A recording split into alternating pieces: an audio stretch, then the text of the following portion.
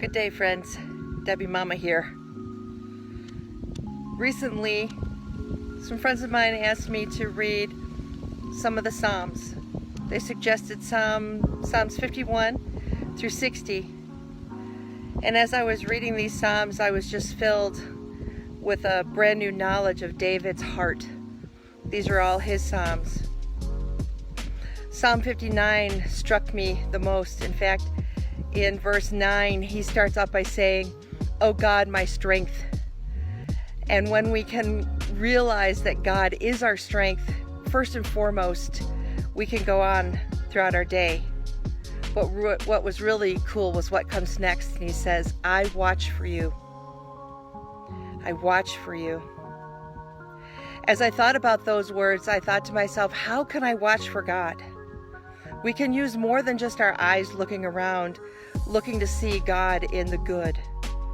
But we can search for Him. We can hear Him. We can listen to His Spirit. First and foremost, we can search and watch for God by reading the Bible. Because in His Word, He speaks to us the most and the most often. Second of all, we can search for God. We can watch for God by listening.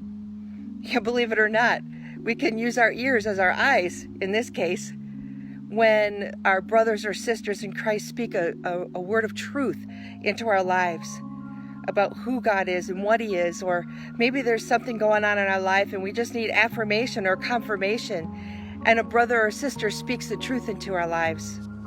That's another way that we can watch for God. The third way that we can watch for God is by listening to the voice of the Spirit throughout the day. When we first study the Word, when we first come into the presence of God and read His Word, we can be open and available to hear the power of the voice of the Spirit coming into our hearts and our minds with the truth, and we can follow His lead, which is where, we move on in Psalm 29 when we look at verse 10 that says that you go before me, speaking to God. And that's true. And if God is going before us and He is leading the way, how can we follow Him if we're not listening for the voice during the day? It's very important. But we have to come into the presence to get to the point when we can hear His voice. It's not audible, it's internal. I know that many of you have experienced this before.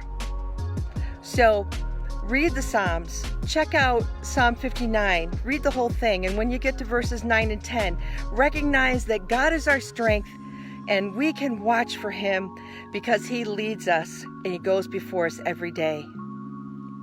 Be blessed and be a blessing.